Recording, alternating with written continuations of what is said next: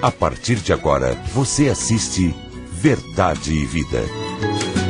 Um programa da Igreja Presbiteriana do Brasil.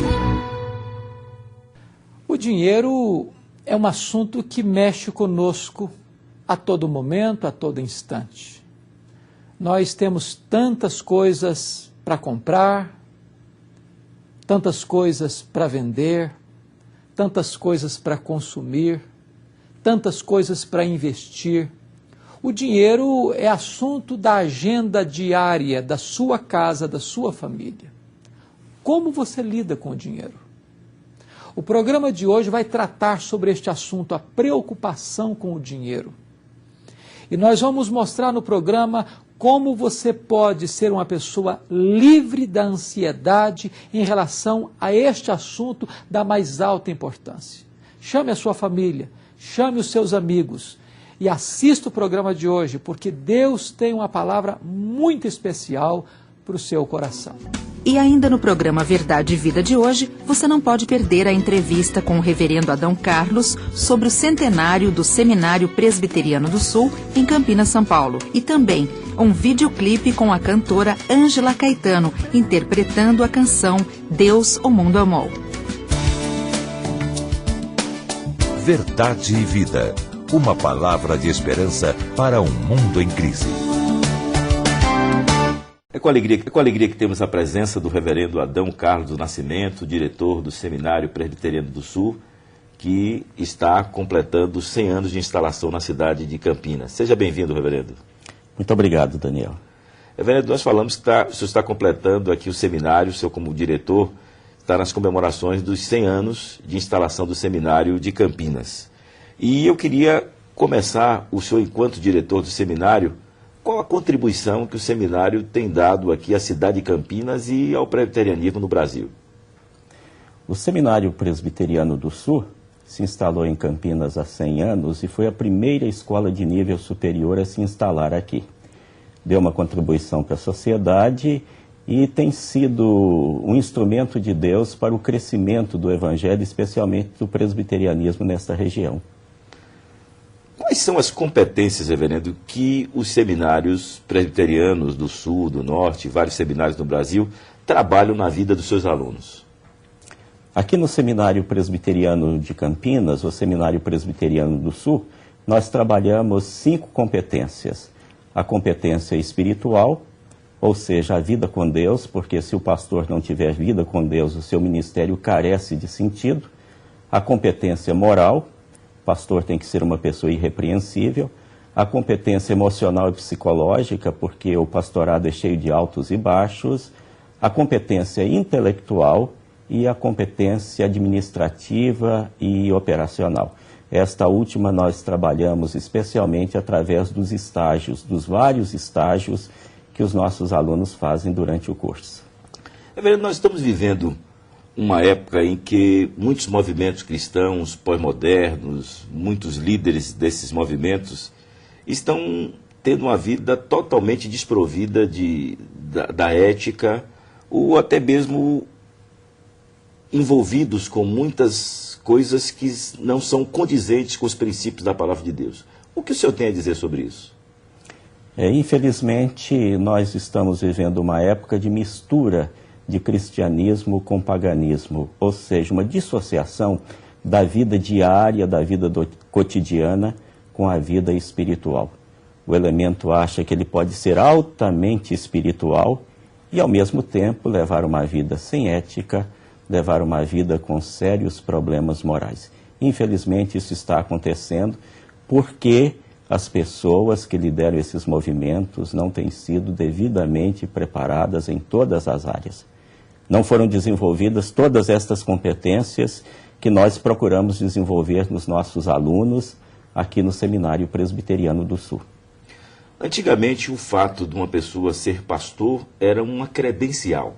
O indivíduo dizia, eu sou pastor de uma igreja, e era uma credencial. Hoje, essa questão do pastorado, o senhor forma pastores, tem sido denegrida muitas vezes por essa falta de ética, por essas faltas da competência, certo? Como é que o senhor vê essa questão? Eu vejo até como um aspecto positivo, porque isto obriga o indivíduo que quer dedicar-se ao pastorado a se preparar devidamente e a encarar com mais seriedade o exercício do pastorado, sabendo que ele tem compromisso com Deus e tem compromisso com os homens. Qual mensagem o senhor daria para aqueles que estão nos seminários, mas para aqueles que estão em casa, amigos telespectadores, que estão diante dessa realidade? O que é que eles podem esperar dos ministros que o senhor forma e de ministros de igrejas que efetivamente têm a Bíblia como única regra de fé e prática? A primeira coisa que eu quero dizer a todos aqueles que estão nos assistindo, que Deus faz o pastor, mas não desfaz o homem. Ou seja, os pastores continuam sendo homens, como todos os demais homens, sujeitos a todas as fraquezas dos demais homens. Mas aqui em Campinas, nós procuramos preparar estes jovens para que eles sejam homens diferentes, para que eles façam diferença no meio onde eles se encontram, no aspecto espiritual, conduzindo as pessoas a Jesus Cristo, conduzindo as pessoas numa vida espiritual sadia e também no sentido moral, no sentido social, no sentido ético, sendo um elemento produtivo e construtivo na sociedade onde ele está inserido. Reverendo, muito obrigado pela sua presença aqui entre nós e parabéns pelos 100 anos do Seminário Presbiteriano do Sul em Campinas. Que Deus abençoe ricamente a sua vida, abençoe a vida dos alunos que lá estão e que faça desse seminário um instrumento útil para o engrandecimento do nosso Deus. Muito obrigado e que assim seja. Verdade e Vida. A palavra de Cristo para uma vida melhor.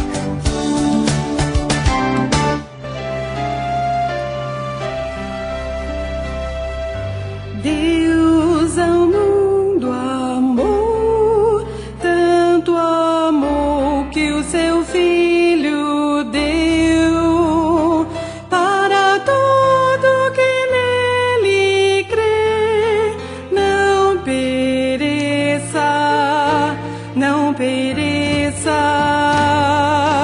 Deus ao mundo amou, tanto amou que o seu único Filho deu, seu Filho ele deu.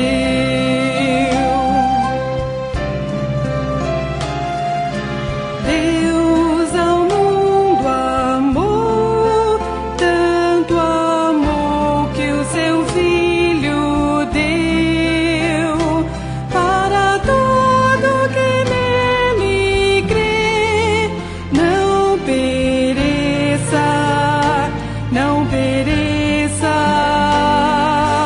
Deus ao mundo amou, tanto amou que o seu único Filho deu, seu Filho ele deu. Deus não enviou seu Filho ao mundo para condená-lo. Deus não enviou seu Filho ao mundo para condená-lo, mas foi para ele o mundo salvar.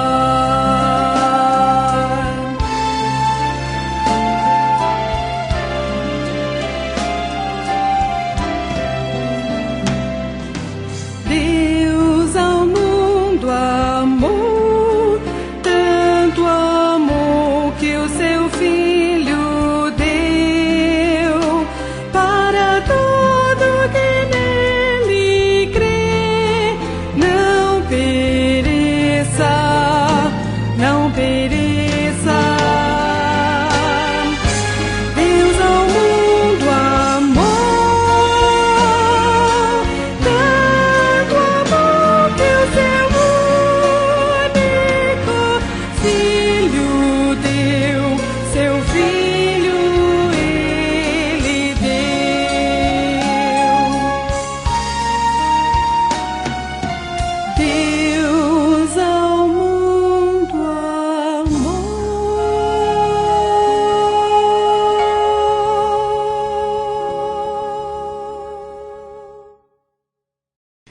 Hoje eu quero conversar com você sobre um dos assuntos mais atuais, mais oportunos, mais necessários e mais urgentes da sua vida e da sua agenda. Eu quero conversar com você sobre o tema a preocupação com o dinheiro. Deixe-me fazer-lhe uma pergunta. Você já discutiu ou brigou com a sua mulher ou com o seu marido por causa de dinheiro? Já teve alguma discussão dentro da sua família por causa de dinheiro? Se você me falar que nunca, eu vou duvidar seriamente da sua integridade. Porque, na verdade, praticamente todos nós discutimos, discordamos e até brigamos por causa de dinheiro. Brigamos porque tem, brigamos porque não tem, brigamos porque tem pouco, brigamos porque tem muito. Mas o dinheiro sempre foi um pomo de discórdia entre os seres humanos. E esse fato não é novo.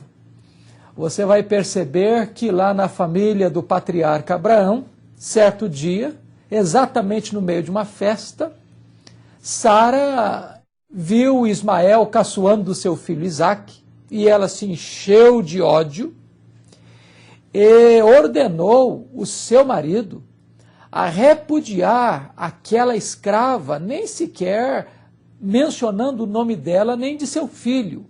E ela deu uma justificativa: rejeita essa escrava e o seu filho, porque ele não será herdeiro com Isaque, meu filho. A razão de Sara rechaçar da sua casa Agar e Ismael foi por causa de dinheiro, foi por causa de herança. Quantas brigas, quantas discussões por causa de dinheiro, por causa de divisão de herança, por causa de distribuição de bens dentro da família, até dentro das famílias cristãs. A Bíblia diz que onde estiver o nosso tesouro, aí vai estar o nosso coração. Isso nos leva a crer que o dinheiro certamente hoje é o maior ídolo, ou talvez o Deus mais adorado da nossa época e do nosso tempo. As pessoas vivem, as pessoas morrem por causa de dinheiro. As pessoas se casam e as pessoas se divorciam por causa de dinheiro. As pessoas vendem a sua própria alma para o diabo por causa de dinheiro. Por causa do dinheiro, as pessoas roubam, as pessoas sequestram, as pessoas matam, as pessoas se tornam monstros celerados. O dinheiro, na verdade, é aquele feitiço, mais do que uma moeda. Ele é um ídolo, ele é um Deus, ele é Mamon. E daí, nós precisamos tomar muito cuidado, porque nós estamos vivendo numa geração materialista, onde o ter passou a ser mais importante do que o ser, e onde as pessoas são avaliadas e medidas não pelo que são, mas por aquilo que possuem. Hoje a sociedade consumista, materialista, mercantilista e capitalista dá valor ao homem pela quantidade de bens que ele possui. E Jesus Cristo foi categórico que a vida de um homem não consiste na abundância de bens que ele possui. Porque o que adianta o homem ganhar o mundo inteiro e perder a sua própria alma? Nós estamos vivendo num mundo muito complexo. E o apóstolo Paulo, escrevendo aos Filipenses, disse que a situação dessas pessoas era o seguinte: o destino deles é a perdição. O Deus deles é o ventre. A glória deles está na sua infâmia, visto que só se preocupam com as coisas terrenas. Nós estamos vivendo neste mundo, onde as pessoas são orientadas educacionalmente, vocacionalmente, apenas na direção do ter, do se enriquecer. E desta maneira, as pessoas perdem de vista vocação, perdem de vista a questão da integridade, a questão do caráter, e por isso nós estamos vendo a corrupção estabelecida, em todas as instituições, desde as mais altas cortes, desde os mais altos escalões do governo, até a base da pirâmide. Por quê? Porque o amor ao dinheiro, a Bíblia diz, é a raiz de todos os males. Nós estamos vivendo numa sociedade que chamaríamos, onde domina o que nós chamaríamos de globalização. O que é a globalização? A globalização revela a nós que nós vivemos numa aldeia e o mercado é único. Há poucos dias, as bolsas de valores da Europa despencaram e isso afetou a economia brasileira. O mercado imobiliário americano bambeou as pernas, de certa forma, e nós começamos a sentir os reflexos na economia brasileira. E é assim. O que se decide, por exemplo, numa bolsa de valores em Tóquio, em Singapura, em Nova York, reflete no seu bolso aqui e agora. Se você sabe disso ou não, isso é um problema seu e meu, mas que reflete, reflete. E esse problema é tão grave que dentro desse conjunto de fatores econômicos, a riqueza do planeta está se concentrando nas mãos de pouco mais de centenas de empresas particulares. Mais de 50% da riqueza do planeta está hoje, ou estão hoje, nas mãos de pouco mais de centenas de empresas particulares, como, por exemplo, recentemente a revista Veja publicou que a Toyota passou a GM. A Toyota é mais rica do que a África do Sul. A GM é mais rica do que a Dinamarca. A Ford é mais rica do que a Noruega. O Walmart é mais rico do que 161 países do planeta. Quando John Rockefeller conseguiu alcançar o primeiro $1 bilhão no mundo, isso foi um grande fenômeno. Hoje, nós temos centenas de bilionários no mundo. No ano 2005, Toncini, no seu livro A Face Oculta da Globalização, disse que o homem que então era o homem mais rico do mundo, Bill Gates, tinha uma renda líquida por semana de $400 milhões por semana.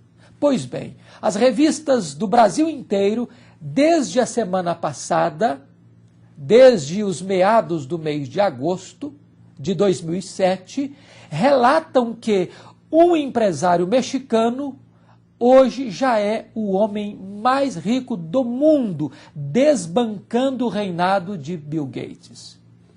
Desta maneira, nós estamos vivendo nesse mercado global. Por exemplo, hoje um indiano é dono de 80% de todo o comércio de aço do planeta. E desta maneira, estas empresas querem mais do seu tempo e mais do seu dinheiro. Se você não tem tempo para você, se você não tem tempo para sua família, se você não tem tempo para sua esposa, para o seu marido, para os seus filhos, esse é um problema seu. Mas esta máquina tem que girar. E você precisa investir mais dinheiro e mais do seu tempo. Se o seu casamento vai quebrar-se, se o seu casamento vai romper-se, se você vai para um segundo, para um terceiro casamento, isso é um problema seu. Esta máquina não pode parar. Este mercado global, guloso, faminto, famigerado, muitas vezes leva você a só se preocupar com as coisas terrenas. Quer ver um exemplo? Na década de 1950, nós consumíamos 5 vezes menos do que consumimos hoje. E não éramos menos felizes por isso. Na década de 70, 70% das famílias dependiam de apenas uma renda para manter toda a família. Hoje, mais de 70% das famílias dependem de 2 rendas para manter o mesmo padrão. Ou seja, o luxo de ontem tornou-se necessidade imperativa de hoje. E nesta corrida, nós nos tornamos consumistas. Nós começamos a comprar e consumir, porque este mercado precisa fluir. E para que ele flua, para que esta máquina gire, é preciso que você invista e injete mais dinheiro. Desta maneira, nós estamos entrando num processo famigerado de consumismo, achando que nós vamos ser felizes se tivermos o carro da marca tal, se morarmos na casa tal, se usarmos as roupas de grife tal, se usarmos o tênis da marca tal, e nós então estamos transferindo a nossa felicidade para as coisas. E aí nós nos frustramos, porque você pode ter tudo que o mundo lhe oferece. Você pode morar na casa mais bonita, na mansão mais luxuosa, você pode ter o carro importado mais caro, você pode usar as roupas mais requintadas, você pode ter os móveis da sua casa mais luxuosos, você pode ter todo o requinte que o conforto lhe oferece, mas o seu coração continuará vazio, porque coisas não satisfazem a sua alma. Deixa eu lhe dizer, você corre um grande risco nesta corrida de tornar-se um consumista. De você achar que coisas vão preencher o vazio do seu coração. E sabe quando você se torna um consumista? É quando você compra o que você não precisa, com dinheiro que você não tem, para influenciar as pessoas que você não conhece. Você começa a viver uma vida superficial, rasa, de aparências. De repente você quer dar uma impressão que você é mais e tem mais do que na verdade você é e você tem. E desta maneira você corre o grande risco de se curvar diante de Mamon e de adorar Mamon, este Deus moeda, esse Deus dinheiro, como o Deus da sua vida. Deixa eu lhe dizer, a palavra de Deus é muito clara nesse sentido. Aqueles que querem ficar ricos caem em muitas tentações e ciladas e atormentam a sua própria alma com muitos flagelos e desgostos. As pessoas ricas não são as pessoas mais felizes. O rico tem 2 problemas, pelo menos. O primeiro problema do rico é querer ganhar, ganhar, ganhar, ganhar, ganhar e ganhar. O segundo problema do rico é medo de perder, medo de perder, medo de perder, medo de perder, medo de perder. Ele vive a vida toda nesta ciranda louca, nesse cipoal que vai arrochando, que vai apertando a sua alma, e ele não tem paz. Ele tem conforto, mas ele não tem alegria. Ele tem luxo, mas ele não tem paz. Ele tem bens, mas ele não tem satisfação interior. Alguém já disse que as pessoas mais felizes são aquelas que chegam em casa com cheiro de graxa e reúnem a sua família ao redor de uma mesa para comer arroz com feijão. Mas quando vai deitar, consegue descansar o coração e o corpo, porque tem uma alma leve, porque tem um coração livre, porque tem uma mente livre de preocupação e de ansiedade. A Bíblia diz assim, que a piedade com contentamento é grande fonte de lucro. A riqueza maior que você pode possuir é uma vida de comunhão com Deus, é uma vida de intimidade com Deus, é conhecer Deus, é conhecer a graça de Deus, é beber desta fonte, é assentar-se à volta da mesa de Deus com finas e ricas iguarias, onde você vai poder se deleitar na intimidade de Deus. É melhor do que riqueza, é melhor do que luxo, é melhor do que fortuna. A Bíblia diz que é melhor você ter um prato de hortaliças do que banquetes, mas com contendas, com brigas, com discussões, com amargura no coração. Eu quero trazer esta palavra para a sua vida neste momento. Não ponha o seu coração no dinheiro. Mesmo que a sua riqueza aumente e os seus bens prosperem, não ponha neles o seu coração. Ponha sua mente em Deus, ponha o seu coração em Deus. Jesus é a verdadeira riqueza, Ele é o verdadeiro tesouro, Ele é a verdadeira pérola. Quando você encontra Jesus, você encontra a verdadeira riqueza da sua vida. O apóstolo Paulo diz o seguinte: a nossa pátria está no céu, de onde nós aguardamos o nosso grande Deus e Redentor Jesus Cristo, que vai transformar o nosso corpo de humilhação num corpo de glória, semelhante ao corpo do Senhor Jesus. A nossa riqueza não está aqui, a nossa herança não está aqui, a nossa herança está no céu, a nossa riqueza está no céu, a nossa pátria está no céu. Não ajunte tesouros aqui, onde o ladrão, a traça e a ferrugem podem tirar de você essa riqueza. Ajunte seus tesouros no céu, onde o ladrão, a ferrugem e a traça não podem corromper as suas riquezas. Que Deus abençoe a sua vida, que você volte o seu coração para Deus, que você volte o seu coração para Jesus, para que você realmente seja uma pessoa rica diante de Deus e para a glória de Deus. O meu profundo desejo é que esta palavra encha a sua alma de alegria e que você ponha o seu coração em Jesus e não em Mamon, para que você adore a Jesus e não a Mamon, porque ninguém pode servir a Deus, a dois senhores. Quem serve as riquezas não pode servir a Deus. Reverencie, dobre-se, curve-se diante de Jesus e você jamais vai ficar preocupado, ansioso com as coisas materiais. Deus abençoe a sua vida em nome de Jesus. Verdade e Vida, mostrando o caminho do perdão e da vida eterna. Eu sou o caminho, e a verdade e a vida. Ninguém vem ao Pai senão por mim.